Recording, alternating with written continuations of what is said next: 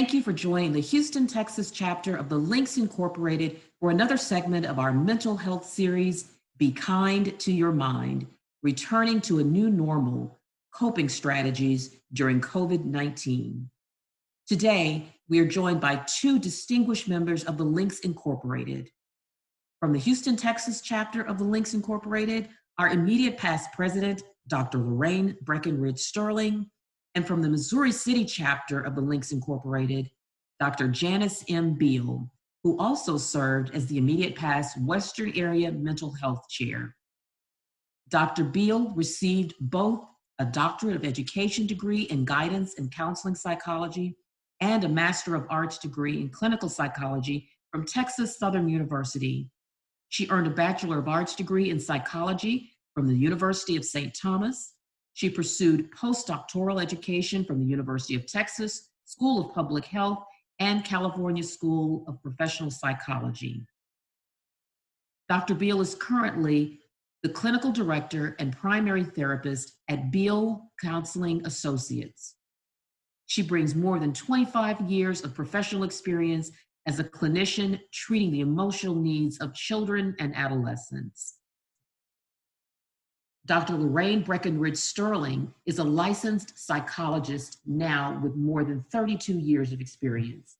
She obtained her doctorate from Florida State University in Tallahassee, Florida. After completing her internship at Baylor College of Medicine, she was hired as a staff psychologist at the VA Medical Center in Houston, Texas, and as a consulting and clinical supervisor of psychology and medical interns at Baylor College of Medicine. Dr. Breckenridge Sterling also served on the Texas Board of Examiners of Psychologists Licensing Board for 7 years as a gubernatorial appointee. She was in private practice for over 13 years, and she is trained in group, individual, family, and couples therapy. Please help me welcome Dr. Lorraine Breckenridge Sterling and Dr. Janice M. Beal. Thank you, Karen. Thank you very much. Yes, we are here today, and who would have ever thought this possible? Dr. Beal, we are so happy to have you here today to help us kind of figure out how to adjust, and deal with the question, how in the world am I going to cope with all of these businesses opening? That means I probably need to go back to work. What am I going to need to do to manage myself, my anxieties, my fears, my children? How am I going to manage coronavirus and avoid coronavirus, let's say, and manage my children and my relationship? Please help me out here. What can you tell me? Thank you, Lorraine. It's going to be difficult for a lot of people because as we attempt to go back to what we used to call our normal, and now we're at a point where our normal is no longer the same. And to be quite honest, I don't know if things will ever be the same the way they were prior to this pandemic. So trying to be able to have a healthy work-life balance has always been something that we've tried to do as women, or we've always talked about. But this time around, it's going to have to be more intentional. We're going to have to really, really try to make sure that we're balancing all the different things and all the balls that are up in the air. And we've had this stigma of having a cape, and we've become super women. And now we're at a point right now that we'll be even more challenged to be able to meet all of the needs that everybody has, because we're not out of the woods yet. COVID-19, there is not a cure. We know that. We know that the testing is very important. So people are really trying to figure out, how am I going to go out into the work environment? My family's here at home. Schools are still not open, where there's so much uncertainty as far as summer programs and things that parents would normally have an opportunity to do are not there right now. So there is a lot of anxiety that's going on within everybody's household about how is life going to go on with all the things that are happening. And of course, you mentioned relationships as well, because the stress now is where people are actually working from home, maybe. And so both spouses are at home and the children are at home, the dog's at home, the cat's at home. Everybody's home. So how do we make this happen? Now all of a sudden they're telling me within a very short time period, it's time for me to go back to work. That's correct, Dr. So, Dr. Bill, tell me, what are some anxiety management kinds of strategies that I might be interested in hearing about as a young mother who's got young children and I'm going to work and I need to have everything just right in terms of cleaning and food preps. How am I going to juggle all of these activities? First of all, I think that have everything just right may not be the quite way to approach everything. Because what that means is that you're putting more pressure on, moms maybe putting their mothers, maybe putting more pressure on themselves and they need to. So things don't actually have to be as perfect or as maybe the way they were previously. If she was, making sure that the clothes were always ironed to a T, or making sure the kitchen was clean that night, and all the things that some people have that are part of their daily routine. Because one thing we have to understand, we're resetting our button. And I use the term reset because we're starting over. So we get a chance to rewrite things that may not have worked totally for us in the very beginning. And we're also able to write things that we never had an opportunity to do in the past. So we're able to leave things in the past and we're able to start new things and start new traditions. So getting that work-life balance means, first of all, taking self-care. And throughout this time period, people have had a chance to stop and think. So one thing thinking about is, how important am I into this equation? Because if I'm okay, then it means my family's okay and everything else that is around me is okay. So that self-care is very important. And that means actually stopping and determining what's going to make me feel better, whether that's meditation. A lot of times I tell a lot of patients to wake up in the morning, take a few minutes and just meditate. Spend that time with your spiritual being or what's most important to you, to be able to get yourself ready in order to encounter all the things that you have to do for the day. Of course, we talk about eating correctly. People have called it COVID-15. What does that mean? You've added 15 pounds since you've been home, or you've actually lost 15 pounds. I've heard a little bit of both. So understanding how to actually eat well and to develop, different eating habits. And of course, exercise.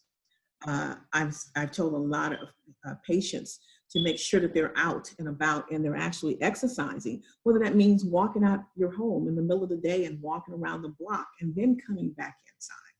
So that time factor that you thought you didn't have time for, you've been given that opportunity to develop that time and make that a part of your routine. It's just a matter of keeping up with it. And so and even working from home, we've also like finding your own space and letting everybody know that when mom's working, no one comes in until she opens the door and says it's okay, or she gives you the sign that it's okay to approach. So everybody needs that special time, from a physical perspective, psychological perspective, emotional perspective, professional, and to be able to maintain a certain amount of balance. I just think balance is so important. Dr. Bill, I love that term reset, reframe, a new beginning, a time to correct some things or do some things that you wish you'd done before. And I also love the fact that you're talking about that mindfulness, being able to stay in the present and not to be worried about the future or the past or what you've done right and what you've done wrong. I like that. You talk some more about how maybe some strategies on how to stay in that mindfulness state. Okay, well, a lot of times I've used 3 separate tools. I talk about journaling and how important that is for people to be able, if you have no one to talk to or be able to express how you're feeling, to be able to journal, write poems, write music, do things that you just really, really never thought that you were able to do or had the time to do. So now you have the time just to write about you and become, whether it's 10 or 15 minutes of time, being able to determine what makes you happy. And so often as women, we don't really think about our own happiness. Again, because we don't use as what makes me happy. I don't think I ever used to say before the COVID-19, I'm happy because, and using those words. Sometimes that means affirmations. If we are needing to do that in the morning time, when you're getting up, this is the day is going to be a great day no matter what I encounter. Yeah. So therefore you say your affirmations in the morning and you have them on your mirror right before you start interacting with anyone in your family. You're actually saying those things to yourself. You're putting your mind into the presence to be able to say, this is what I want to do. This is how my day is going to go. This is what I'm expecting from today. And you just have to work on it because, mind you, remember, it takes 21 days for anything to change and to change your habits. So to start over and do a new habit and something new, that time period, we need to make sure, and we've had enough days. I think we're probably 6 weeks into, or 7 weeks into COVID-19. So we're close, if not at a point where we can start developing new habits and new changes that should take place. And I really like the idea of your referencing just kind of accepting wherever you are at the moment.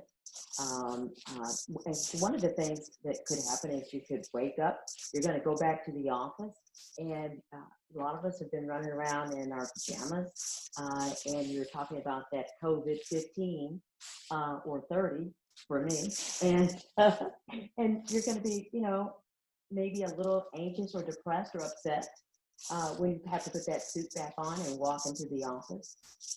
What would you say to someone that maybe is a little overweight right now? That means we go back to the exercise component, to actually spending that time with yourself or listening, and trying to change the way. Now, some things we have to deal with, of course, because, we didn't see the pounds coming. So we just have to know that they're there. And you kind of like touched a little bit on depression, whether or not that's a factor, because what I'm having to talk about a lot is the fact that a lot of times people had pre-existing mental health concerns. Yeah. And they really didn't know that. And so now they've had a chance to kind of look at things a little bit different. And they may be not as overt, but getting the pressure of thinking about going back into the work environment may, have those feelings and thoughts to come back.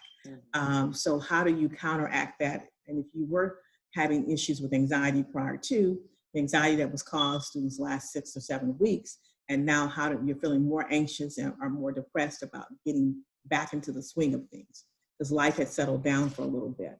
So it's almost like when I say reset and rewind, we reset and determine what is it that I need to do to take care of myself. How am I going to make sure that I have mentally that I'm healthy? And then the physical part about being able to put the clothes on, they're just clothes. You'll find out the clothes really don't matter that much because you haven't had to wear them for a long period of time. So it's kind of like, sometimes it could almost be like, oh my God, do I really have to put those clothes back on to be able to be who I am? And they've kind of like, sometimes, like you said, people are starting to feel, you might wake up and feel depressed, and it's, well, with COVID-19 now, you've got even more reason to be depressed. When do you know when to reach out to that, to a professional, number one, or maybe even consider maybe I might need to see another doctor, or maybe need some extra help with thinking, I can't deal with it. So here's a good thing about what a lot of mental health professionals, such as mine, we're doing exactly what we're doing right now. So if the excuse in the past was not being able to have the time to go to a doctor's office, now you really don't have to do that because telemental health has become a part of everybody's practice.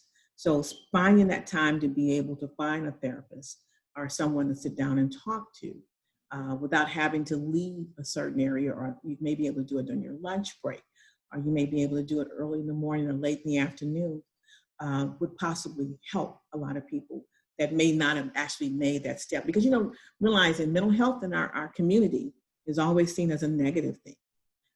So changing our mindset, I hope that people are, and I'm so glad that you guys are doing this, which makes it more available to actually seek mental health counseling, to know when I'm in a space that I can't get out of, and what does it actually feel like. So what if you find yourself ruminating about suicide or hurting someone? What would you suggest to someone that's thinking find themselves thinking that a lot. Now we're at a serious point of actually having needing help. At first, the first step we were talking about was someone who's possibly thinking about maybe I could have somebody to talk to that would help me to a certain point. When you have suicidal thoughts and ideations, that's a little bit more concerning because that means the depression that a person could experiencing has gotten to a point where the thoughts are thoughts that are causing self-harm. And so when someone is at that particular point, I think it's very, very important that they do seek help. It's important that you tell somebody, because if the thoughts are overt and they're coming, then we need to kind of help you as professionals to be able to stop that process. So what does that actually mean? Depending on the severity of the depression that a person can be in and where they are, whether or not the thoughts are something that they're acting on, or there's thoughts that they're just having thoughts of suicide. If they have a method or they've actually made an attempt, then that puts it a little bit further closer to definitely seeking professional help. And that may be psychotherapy, and it also may be psychotropic medication. And that a lot of people don't want to take medication, but realizing the purpose of medication. And I find that African-American women, we're really at a standstill when someone mentions that, because then all of a sudden everyone says, no, it's nothing wrong with me, I'll be okay. I don't want any medication because that means that I'm really crazy. No, that doesn't. That means that you're seeking help in order to feel better, to be the best person that you can be. And that's, if we change the way we think about certain things, we'll change our actions and we'll change our behaviors. So suicide is very serious. Yes, it is. Mm-hmm. And I appreciate you addressing that as well, because I think that in these uncertain times that it's critical to look at everything that's different and to look at everything and redefine and just, where we are, what we're doing, and accept that. And just for a brief moment, because as I'm describing depression, because I think it's important that we understand the difference between being depressed, or we use the term, oh, I'm depressed, or I'm feeling depressed, versus actually being depressed enough to be suicidal. Because the diagnosis and how we actually get to that point, so you most definitely know, is the fact that the symptoms become debilitating to the factor that the person can't function. And so their norm of what would be considered when we talk clinical depression is to the point where not being able to do the things that they used to do, or not enjoying, whether the eating habits have increased or decreased, the sleep patterns are different. The inability to be able to drink. Oh, let's not forget about drugs and alcohol. Yes. I've heard everybody say, I'm going to have a glass of wine, which is okay, but it just depends on how much are you drinking. Are you drinking because you're self-medicating and in order not to feel, or you're drinking just to relax? So all those factors come into play when we're talking about feelings and emotions, and we're definitely talking about suicidal ideations and depression. Okay. From my Dr. perspective. Bill, thank you so much for joining us this evening. This is absolutely a critical topic to discuss in returning to work with Texas opening up by the end of this week. There will be several of us that are returning to work, and I think that we'll be addressing a whole other set of issues after being at home for 6 weeks or more. And it's going to bring about some anxieties and some questions and some concerns. And it'll be real important to know that there are strategies that will help you get through that. And if not, you can call someone. Thank you for having me. But to end on a positive note, yeah. I do want to tell everyone to try to get a work balance when we're balancing all the things in your life, to where you're not having one thing overwhelming and something else is going on lacking. So making yourself important is the first thing, self-care, and trying to understand, how am I going to do that for me? Because your mental health matters, and I hope everybody really understands that. Because mentally, if we're not okay, everything else is not okay as well. So thank you, and I thank the Houston chapter for inviting me to come in and talk this afternoon.